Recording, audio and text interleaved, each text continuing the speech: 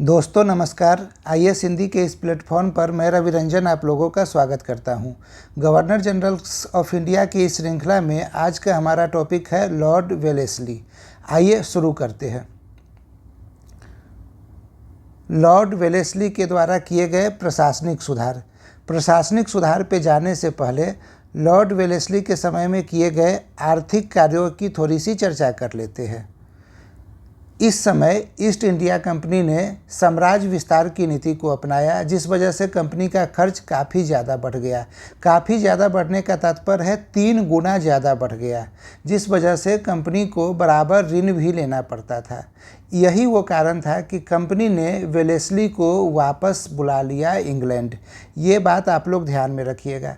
हमेशा हम देखते हैं कि साम्राज्य विस्तार की नीति से क्या समझते हैं कि कंपनी की आय में वृद्धि होगी। निश्चित रूप से साम्राज्य विस्तार की नीति से कंपनी की आय में वृद्धि होगी दीर्घकालीन, लेकिन तात्कालिक क्या हुआ तो तात्कालिक आय में जो है सो कमी आई, खर्च में वृद्धि हो गई। ठीक है, तो ये चीज़ आप लोग ध्यान में रखिएगा। और इसी वजह से लॉर्ड वेलेस्ली के बाद जो भी गवर्नर जनरल्स बनकर भारत आता है उसे कहा जाता है कि आप आक्रामक नीति नहीं अपनाइएगा और आप आराम से आपने जो साम्राज्य अभी तक यहाँ पे बनाया है, जो साम्राज्य आपने विस्तार किया है, उससे पहले आय प्राप्त करके आर्थिक स्थिति को सुदृढ़ करने की कोशिश कीजिएगा।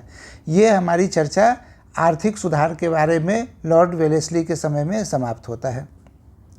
प्रशासनिक सुधार में क्या होता है कि भारत में काम करने वाले कर्मचारियों के प्रशिक्षण के लिए कलकत्ता में फोर्ट विलियम कॉलेज की स्थापना की जाती है, पर ये व्यवस्था जो है चल नहीं पाता है और 1802 ईस्वी में ये कॉलेज बंद कर दिया जाता है। ठीक है, इंग्लैंड में एक स्थान है हेलेबरी। ठीक है, इसके बाद 1858 ईस्वी तक, जब तक कंपनी का शासन रहा है भारत में, तब तक लोगों के प्रशिक्षण, कर्मचारियों के प्रशिक्षण का कार्य इंग्लैंड में ही किया गया। कहाँ किया गया ये आपसे परीक्षा में पूछा जा सकता है, हेलेबरी। तो ये 2 फैक्ट सिर्फ आप याद रख लीजिएगा तो आपका काम हो जाएगा।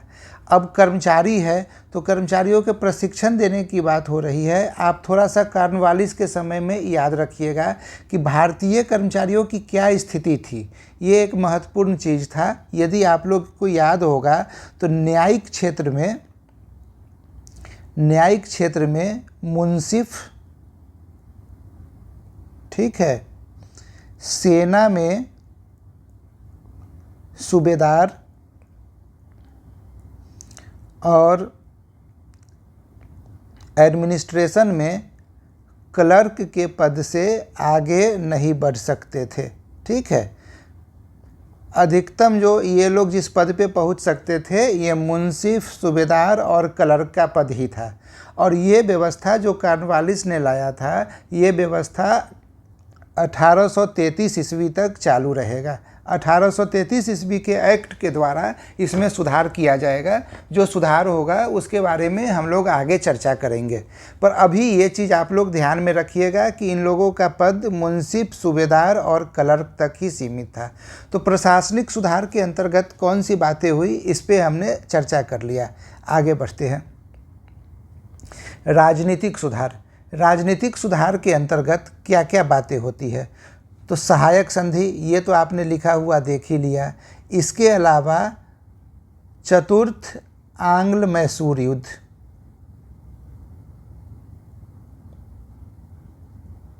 आंग्ल मैसूर युद्ध, ठीक है, तथा द्वितीय आंग्ल मराठा युद्ध। इसके बाद बसीन की संधि। ठीक है, ये जो चीज़ें हैं, आंग्ल मैसूर युद्ध, आंग्ल मराठा युद्ध और बसीन की संधि, ठीक है, इसके अलावा और भी कुछ संधियाँ हुई थी द्वितीय आंग्ल मराठा युद्ध के समय में। इन सब बारे में हम लोगों ने ऑलरेडी चर्चा कर रखा है।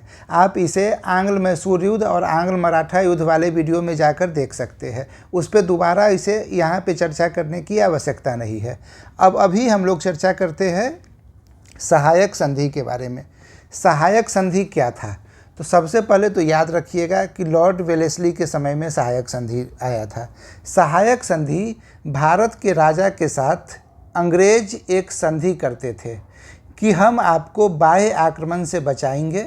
इसके लिए अंग्रेज एक सैनिक टुकड़ी बनाते थे जो उस राज्य के खर्च पे बनाया जाता था, और बाह्य आक्रमण से बचाने के लिए इसके अलावा एक निश्चित रकम भी वो राज्य अंग्रेज़ों को देता था। तो आपको दो बात यहाँ पे ध्यान में रखना है, ठीक है। पहला, सैनिक टुकड़ी बनेगी, सैनिक टुकड़ी, ठीक है। यहाँ सबसे इम्पोर्टेंट ये है कि राज्य के खर्च पे, मतलब जो अंग्रेज टुकड़ी बनाएंगे उसका खर्च कौन उठाएगा, तो राज्य। इसके अलावा एक निश्चित रकम भी जो है सो राज्य के द्वारा अंग्रेज़ों को दिया जाएगा। ये बातें होती थी सहायक संधि में। तो प्रस्ताव क्या था कि राज्य की सुरक्षा कंपनी करेगी, सुरक्षा पर आए सैन्य खर्च का भुगतान राज्य के द्वारा किया जाएगा, तथा राज्य किसी के साथ युद्ध या संधि करने से पूर्व कंपनी से सहमति लेगा, ठीक है। यानी यहाँ पे कुछ शर्तें रखी गई थी।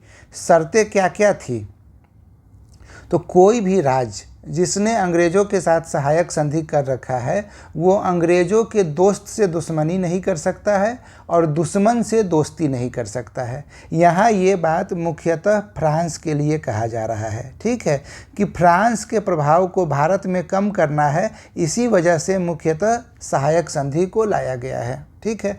तो पहला बात तो आपने ये देख लिया कि कोई भी राज्य अंग्रेज़ों के दोस्त से दुश्मनी नहीं कर सकता है और दुश्मन से दोस्ती नहीं कर सकता है। राज्य के दरबार में, दूसरा पॉइंट आप देखिएगा कि राज्य के दरबार में एक ब्रिटिश रेजिमेंट को रखा जाता था।